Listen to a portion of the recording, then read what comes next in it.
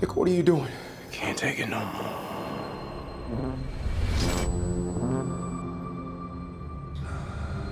When I close my eyes and I dream of you, I see your pretty faces and I taste them too. Dick will. But my, oh my, how I wish to cry every time we say goodbye.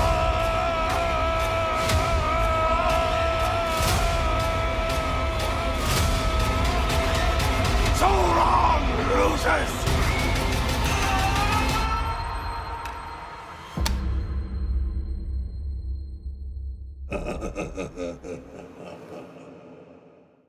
Welcome back, everyone. It's Charlie. This will be my IT Welcome to Derry Episode 8 finale trailer. Remember, it is the last episode, so they have to wrap up this 1960s part of the timeline and setting up the events of the IT movies without trampling on that canon. So that does influence a lot of the theories and predictions based on what they're actually doing. One of the other interesting things they said that they're going to do in the finale is explain why they chose to actually do future seasons but set in the past, basically doing the series in reverse with the 1930 cycle for Season 2 and the 1908 cycle for Season 3. We will see how they wind up explaining all that, and I will be doing videos for Season 2 episodes, Season 3 episodes. Hopefully we don't have to wait that long before they actually get those seasons out. The episode is titled Winter Fire, which is a reference to a couple different things. Ben's love poem to Beverly during the IT movie, Your hair is winter fire, January embers, my heart burns there too. So in the context of the series, Pennywise told Will he would burn too earlier this season. Just like his father, because that was Will's greatest fear. Originally, it started because of what happened to him during the war, his accident, but we've since seen the IT movies. We know that Will eventually die in a fire with his wife, Mike's mother, at some point. We know that Will has to survive the finale for plot reasons, so if Ronnie winds up surviving, then they kind of set up the idea that they could potentially get paired up and she could become Mike's mother at some point. But because of the way that Pennywise works, he's an energy being made of pure light. There's always been a lot of theories that he could see through time and maybe knew that Will would eventually die in a fire. But I also just think in a more visceral sense, like if you're really just thinking about it, he is a very, very petty, vindictive creature, and he loves to get his revenge no matter how long it takes. Lungs bursting like popcorn, making my mouth water. So this could also just be throwing forward to Pennywise at some point eventually finally getting his revenge on Will. One of the other long-running questions about Pennywise, too, is what happens to him during his 27-year cycles, and this past episode was a good example of that, where he just wakes right back up after he goes into hibernation. When he's in the middle of cycles, his mind, his psyche is still active. That's how powerful he is. It's just that his physical form goes dormant. So he's still able to influence things when he's in hibernation. He's just not nearly as powerful. So it's why he's able to wake back up after the pillars get moved. Like he's not forced into sleep. That's mostly just a survival mechanism that he came up with after they trapped him in the barrier for the first time. The winter fire is also probably most likely a reference to the winter snowfall that we see across the trailer, where Pennywise is blowing the horn in Bob Gray's clown cart, and you see Shaw in the military with all the snowflakes blowing past them in this giant winter storm rolling in that looks kind of like Stephen King's Mist. When he causes the mist to cover Derry here, it feels like a reference to the other Stephen King story, The Mist, which he has had multiple adaptations of already. There was a brief reference to this during episode 7, so it sounds like this is why they included that mention to the mist. Assuming that this is similar to the same mist substance from the Stephen King Mist story, the reason why Pennywise would be able to manipulate it like this is because it comes from the same todash darkness dimension that Pennywise came from. In that actual Mist story, the mist comes pouring through a tear between dimensions that the military finds out about, which is also how the creatures from that dimension also appear. They just step through the crack from todash darkness. Pennywise basically got sent to Earth millions of years ago the same way, it's just that he was bound to a meteorite that crashed through dimensions. But starting at the beginning of the trailer footage, is working our way through shot by shot, talking about Easter eggs and WTF moments. So they start the trailer with Hanlon coming to see Hallorann, who looks like he's about to try and kill himself because he just had enough. Like, I can't handle this shining, this is getting too crazy, peace, I'm out. This is also probably to set up the idea that he will leave and go to the Overlook to become the cook there. Like, he'll leave the military because he's had enough of this. Little does he know, because we've seen the Shining movie, we've read the story, that things are only going to get worse for him later in the timeline. Then there are a bunch of scenes of Pennywise in Bob Gray's clown car putting on a Pennywise the Dancing Clown-esque performance with a song about how he's going to consume the entire town. It is meant to be a direct mockery of Bob Gray's original Pennywise the Dancing Clown performance that we saw in 1908 in last week's episode. You also notice throughout the trailer, you see different scenes of people actually approaching the clown cart as if it's right next to everything in the town. Like Pennywise brings it back up out of the cistern and puts it inside the town itself, and the kids, the Losers Club, wind up fighting him inside the clown cart. So long, losers! That is also probably one of the biggest deep-cut references that they included in this trailer, is that Pennywise calls them the Losers, as in the Losers Club from the original It novel during the 1980s cycle. They've actually used that as a theme across all the different cycles, 1908, the 1930s, now the 1960s, where there's always a group of kids that forms a version of the Losers Club. When you listen to the actual lyrics of Pennywise's gruesome song, he talks about dreaming of all their faces. This is also basically what he does when he's in hibernation, like he just sits around thinking about consuming people. It's almost like Pennywise has been writing this song for the last 27 years and has just been waiting to sing it to someone.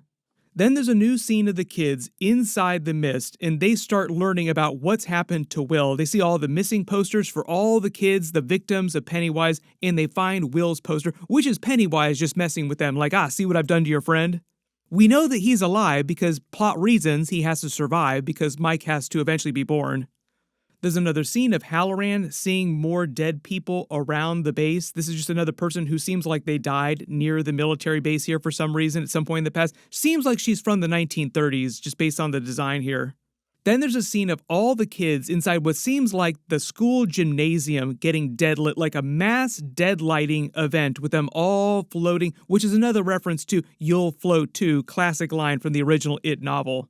This woman smiling on Main Street looking out her window also makes it seem like Pennywise has increased his influence over the town itself. Part of what they're trying to show you is how powerful he can get if he continues to consume more, whereas before, when he's trapped inside Derry because of the pillars, he was limited in the amount that he could consume just because it was meant to be this feeding barrel. Like, one of the things that they used Leroy's Slaughterhouse during the It movies to basically give you an idea for what Derry was like to Pennywise. He was the person keeping all these creatures in a pen and using it as a sort of feeding trough for himself every 27 years. All the sheep waiting to be slaughtered were meant to be references to the people of Derry.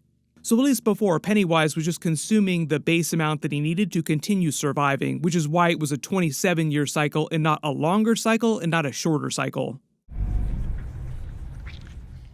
Now that the barrier's down, those limitations are not enforced, he can just continue consuming as much as he wants, and the more he consumes, the more powerful he gets.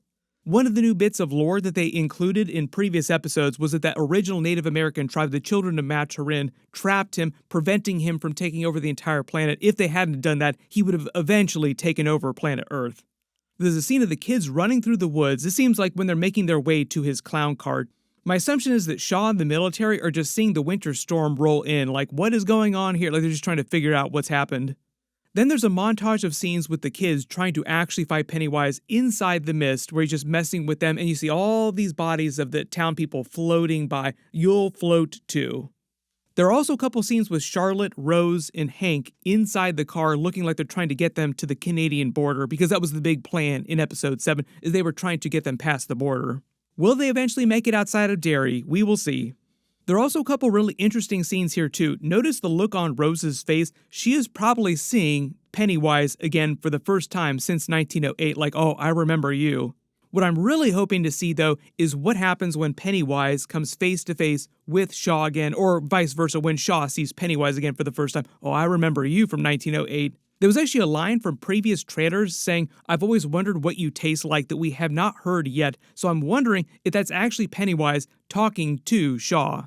The ending to episode 7 was a huge heel turn for Shaw, so I'm assuming that was just setting up a gruesome, ironic takedown from Pennywise in the finale. Like, he would be one of the many big takedowns that happens. There are definitely a number of despicable people inside Derry right now that you're hoping get eaten, so we will see what the body count is like in the actual finale. Probably one of the bigger questions, though, if we're throwing forward to the It Movies event right after this, is which of the kids will survive and eventually become parents or be connected to the Losers Club of the It Movies. Canonically, the only confirmations that we actually have based on Stephen King's original writing is that Mike will come from Will, so we know that Will eventually get married and stay in Derry and have a child.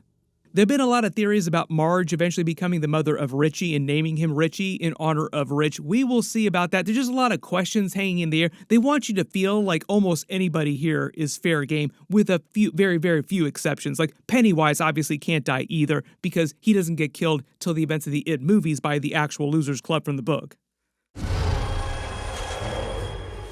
You also have to remember that they're leaving a lot of stuff to explain, like big plot holes for the 1930s cycle for season 2 and then the 1908 cycle for season 3, because the Muschietti said that they're moving backwards in time season to season, and presumably there'll be something that happens at the end of the finale that will explain why they chose to do it that way. They actually said that there will be some big moment that will reveal the reason for that, so we will see what he actually meant when he said that. Very interesting way to plot your series out, to actually do it with the last season first and then go backwards from there. Everybody post all your reactions in the comments below, and if there's any Easter eggs or references that you spotted in the trailer that I didn't talk about in the video, just write them below in the comments. My full episode 8 finale video will post next week after they release it. There's a bunch of other stuff happening this week too. We're supposed to get a full Supergirl trailer in a couple days. I'll post my full video for that as soon as they do. Maybe we'll get some Marvel trailers of some kind, maybe some Avengers Doomsday teasers. That would be amazing. Maybe Spider-Man Brand New Day. Whatever winds up happening, of course I will do videos for it. And the next real big series that's going to start in a couple weeks will be Fallout Season 2. I'll be doing weekly episode videos for that. Make sure to enable alerts for my channel so you don't miss any of that stuff. Everybody click here for my Welcome to Derry Episode 8 finale video, and click here for all my big trailer videos from this week. Thank you so much for watching, and I'll see you guys in the next one.